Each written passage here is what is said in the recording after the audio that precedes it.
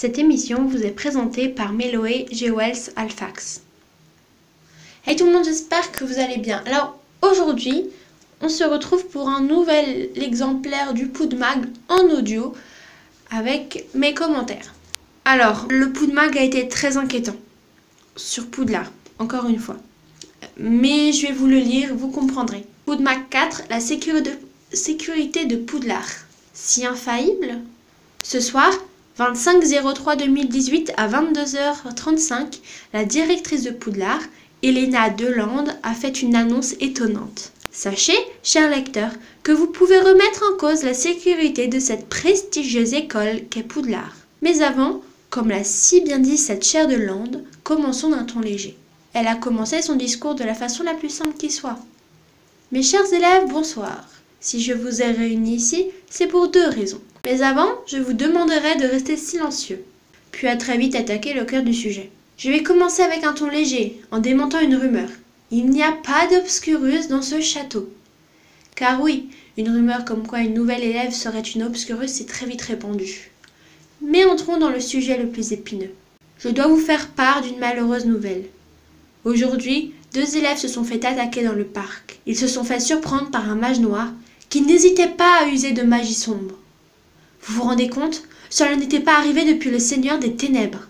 Pour votre sécurité, les gardiens de Poudlard ont été ranimés, soit d'immenses hommes de pierre. Des détraqueurs viendront garder l'enceinte du château et des trolls circuleront dans les couloirs avec des elfes de maison. C'est cela! Répétons les erreurs d'Albus Dumbledore. Chaque sortilège de magie sombre seront détectés et la personne privée de ses pouvoirs. Évidemment, les détraqueurs vous attaqueront si vous n'obéissez pas aux règles. C'est pourquoi je vous demanderai de respecter scrupuleusement le règlement. Nous pensons qu'elle cherche à soumettre Poudlard à sa coupole. Mais n'oubliez pas, même dans les moments les plus sombres, on peut trouver le bonheur. Il suffit de se souvenir d'allumer la lumière. Bien évidemment, n'oublions pas les paroles sages pour faire avaler la pilule. Nous ne savons pas ce que vous en pensez, mais nous craignons pour la sécurité et la survie de Poudlard.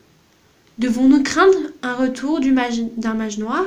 Les retours de mange-morts? Ou l'arrivée d'un nouveau Seigneur des Ténèbres? Écrit par Meloé G. Wells, alias La Petite Voix, et discours par Elena Delande, directrice de Poudlard. Donc voilà, cet article est assez inquiétant, surtout du point de vue des détraqueurs. Comme c'est si bien dit dans l'article, répétons les erreurs d'Albus Dumbledore, car je dois vous le rappeler, même si je pense que la plupart s'en souviennent, à cause de cela, Harry Potter évidemment, s'est fait attaquer en plein match de Quidditch et il aurait pu se tuer sur le coup en tombant de son balai. Heureusement, sa chute a été amortie.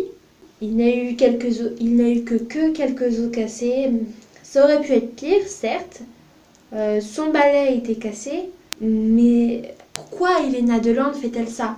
Nous pensons qu'elle essaye d'asservir Poudlard, mais Elena Delande est pourtant une bonne directrice, donc on hésite, on bafouille, on trifouille et on cherche un peu à savoir le fond du sujet, à savoir le fond de sa pensée. Mais c'est difficile car elle ne se confie pas au Poudmag. Elle est très secrète là-dessus et elle reste à Poudlard. Enfin, quoique, car nous savons de sources sûres qu'elle quitte très régulièrement Poudlard. Nous ne savons absolument pas où elle va. Tout ceci est bien inquiétant, cher auditeur. Bien inquiétant. En tout cas, moi je vais vous laisser méditer à tout ça. J'espère que ça vous aura plu. Un épisode du Poudmag un peu plus long. Et je vous dis à la prochaine. C'était Meloé Alphax en direct de Poudlard de l'Amino Harry Potter Fandom.